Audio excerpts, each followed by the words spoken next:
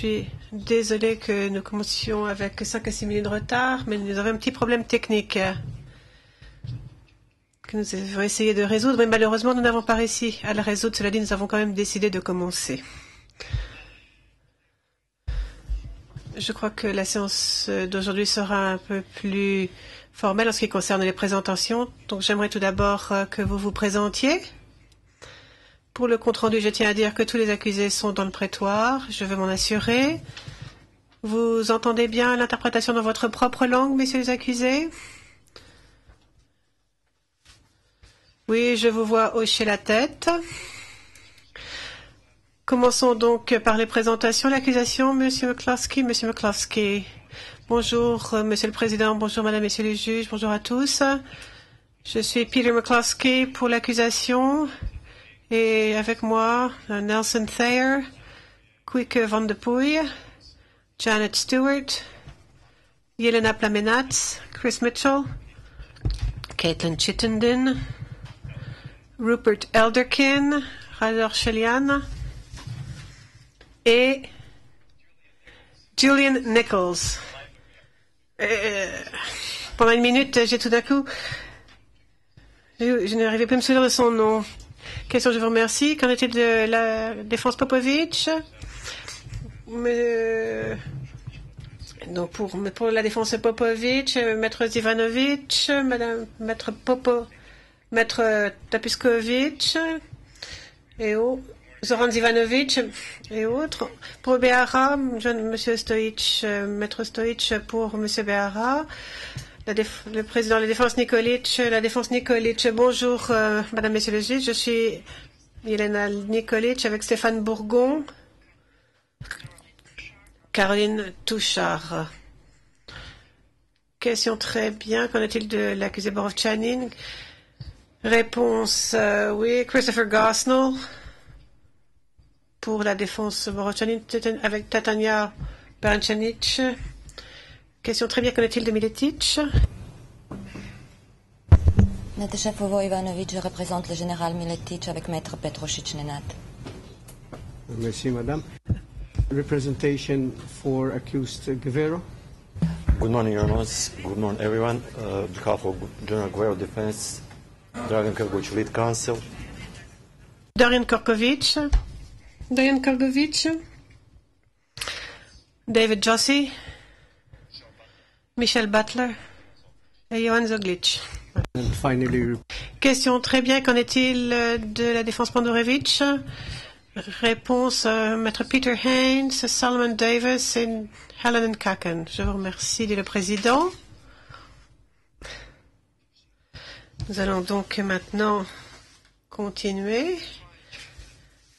La Chambre de première instance est réunie aujourd'hui pour rendre son jugement dans l'affaire Le Procureur contre Vojvodin Popovic, Ljubisha Behara, Drago Nikolic, Ljubomir Borovchanin, Radivoje Miletic, Milan Guerrero et Vinko Pandorevich. Je vais maintenant donner lecture du résumé des conclusions de la Chambre de première instance contenues dans le jugement. Seules font autorité l'exposé des constatations et conclusions écrites que l'on trouve dans le jugement écrit, dont des copies seront disponibles à l'issue de l'audience. Tout d'abord, la Chambre de première instance tient à remercier les conseils passés et présents, les équipes du greffe, les interprètes, les sténotypistes et les techniciens, les officiers chargés de la sécurité et le personnel du quartier pénitentiaire des Nations Unies, les équipes de la Chambre de première instance et toutes les personnes qui ont contribué au bon déroulement de ce procès. Le procès en l'espèce s'est ouvert le 21 août 2006 et a pris fin le 15 septembre 2009. Période pendant laquelle la Chambre de première instance a soit entendu directement, soit admis par un autre biais les éléments de preuve présentés par 315 témoins. En outre,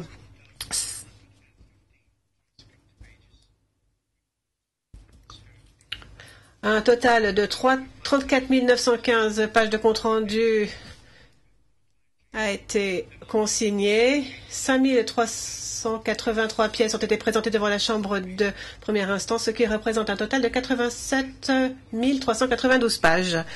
Au cours de quelques jours du mois de juillet 1995, suite à la chute de Srebrenica, des milliers d'hommes musulmans de Bosnie ont été détenus dans des conditions déplorables, emmenés vers divers endroits reculés et exécutés sommairement.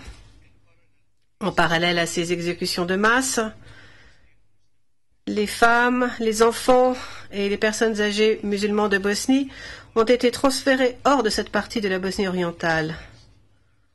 Dans le contexte de la guerre en ex-Yougoslavie, tout comme dans celui de l'histoire de l'humanité, ces événements frappent, à la fois par leur envergure et par leur brutalité. La Chambre de première instance tient à signaler qu'alors que ces crimes atroces ont été commis à et autour de Srebrenica et Zepa au cours du mois de juillet 1995, le procès en l'espèce ici n'implique que 7 personnes: Vujadin Popovic, Ljubiša Behara, Drago Nikolic, Ljubomir Borovčanin, Radivoje Miletic, Milan Gvero et Vinko Pandurevic, et porte sur donc ces 7 hommes et sur leur éventuelle responsabilité individuelle pénale. La Chambre de première instance va tout d'abord énumérer les chefs d'accusation retenus contre les accusés.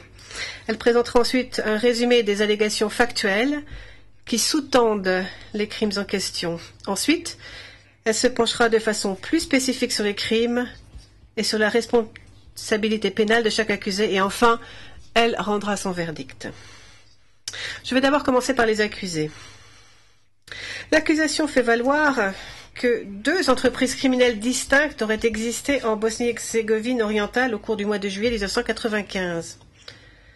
L'une visait à exécuter les hommes musulmans valides de Srebrenica. Il s'agit de l'ECC visant le meurtre, et l'autre a chassé la population musulmane de Srebrenica et de Zepa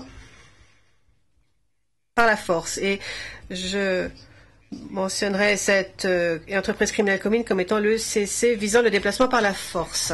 Par leur acte et leur omission, 5 des accusés, Vujadin Popovic, Ljubiša Behara, Drago Nikolic, Ljubomir Borovčanin et Vinko Pandurevic, doivent répondre pénalement du génocide au titre du chef 1, d'entente en vue de commettre un génocide chef 2, d'extermination, un crime contre l'humanité chef 3, assassinat et meurtre, un crime contre l'humanité et une violation des droits et coutumes de la guerre dans les chefs 4 et 5, persécution, un crime contre l'humanité chef 6, actes inhumains, c'est-à-dire transfert forcé, un crime contre l'humanité, chef 7, et expulsion, un crime contre l'humanité, au titre du chef 8.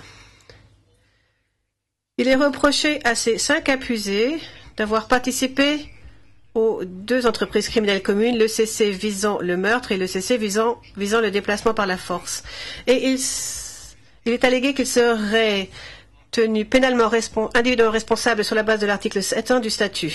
De plus, Ljubomir Borovčanin et Vinko Pandurevic seraient tenus également pénalement responsables en tant que supérieurs hiérarchiques au regard de l'article 7.3 du statut.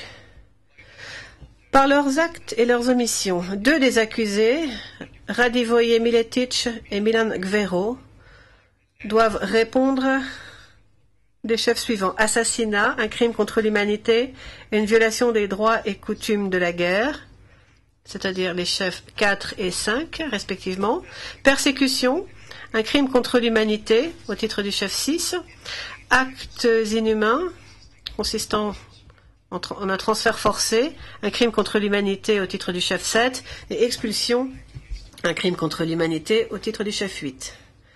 Radivoje Miletic et Milan Gvero seraient accusés d'avoir participé à l'entreprise criminelle commune visant le transfert par la force, et leur responsabilité pénale au titre de toutes les formes énoncées à l'article 7.1 du statut serait engagée. Je vais maintenant me pencher sur les constatations de la Chambre de première instance concernant la commission par les forces des Serbes de Bosnie des crimes allégués. Je tiens à faire remarquer, dès le départ, que le jugement précise le contexte factuel des événements depuis 1992.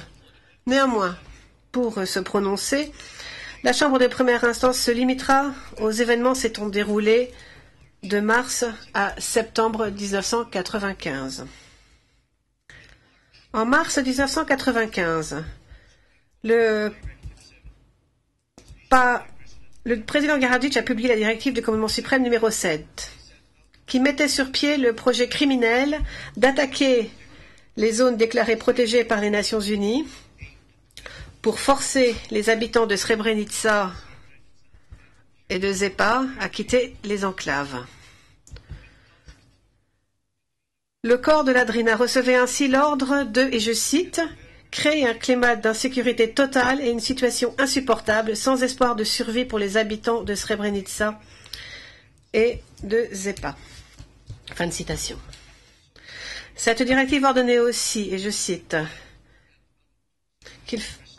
l'octroi délibérément et discrètement parcimonieux de permis de passage, fin de citation, afin de restreindre l'approvisionnement en vivres de la population de Srebrenica et celui en soutien logistique de la force de protection des Nations Unies, auquel on fera référence dans ce prononcé par la FORPRONU. Une fois ce plan mis en œuvre, au moins à partir du mois de juin 1995, l'approvisionnement en aide a fortement diminué du fait des restrictions imposées par l'armée des Serbes de Bosnie.